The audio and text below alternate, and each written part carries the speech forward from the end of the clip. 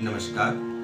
Shri Radhe music classes से मैं doctor Yashpal Singh Rajput आप सभी संगीत प्रेमियों का अपने channel Shri Radhe music classes में स्वागत करता हूँ। पिछले वीडियो में हमने जाना राग किसे कहते हैं और साथ ही साथ हमने राग के लक्षणों के बारे में भी चर्चा की थी।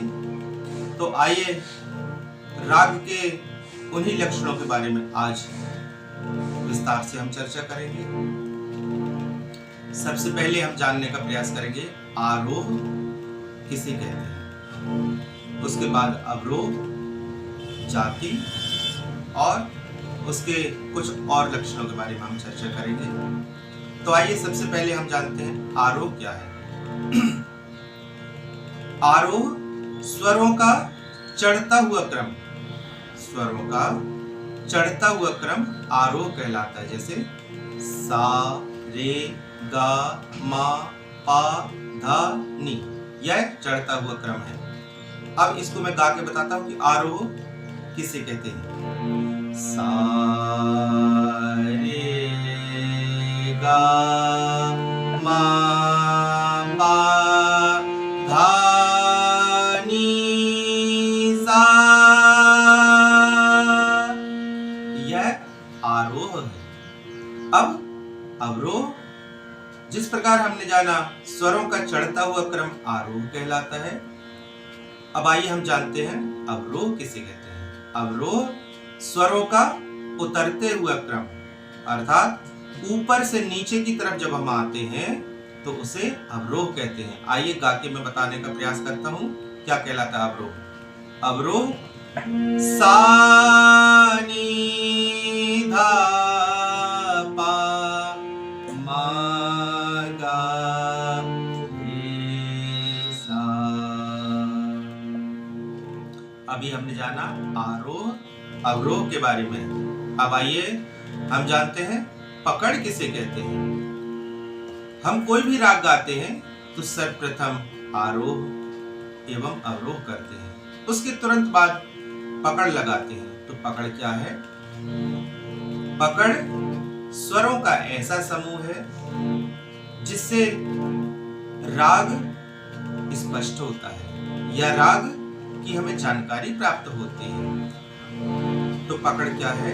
स्वरों का ऐसा समूह जिससे हमें राग के बारे में जानकारी प्राप्त होती है या ऐसा कहें कि जिससे राग स्पष्ट होता है। आइए मैं आपको राग यमन की पकड़ लगा के बताता हूं कि स्वरों का लगाव कैसे होता है राग में। रे, गा, रे, सा, पा, मा, गा, रे, सा। अभी हमने राग यमन की पकड़ देखी। इससे स्पष्ट होता है कि जिसमें निषाद, गंधार और पंचम का बाहुल्य है, अर्थात स्वरों के लगाव से हमें पता चलता है यह राग यमन की पकड़ है। तो एक बार पुनः पकड़ किसे कहते हैं? स्वरों का ऐसा समूह जिससे राग की स्पष्टता होती है वह पकड़ कहलाता है।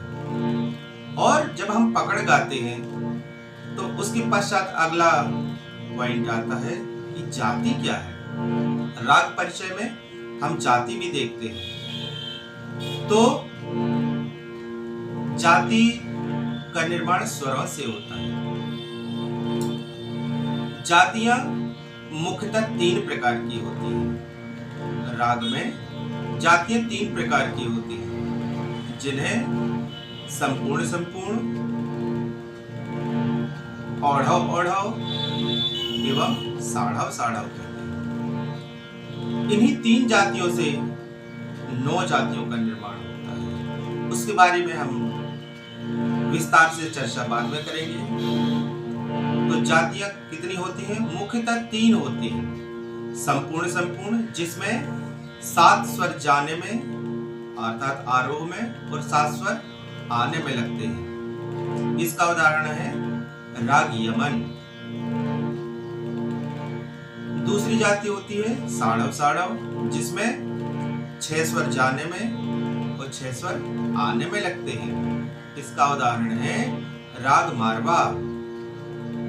और तीसरी जाति होती है ओढ़व ओढ़व, जिसमें 5 स्वर जाने में और 5 स्वर आने में लगते हैं। इसका उदाहरण है राग भोपाली, राग मालकोस।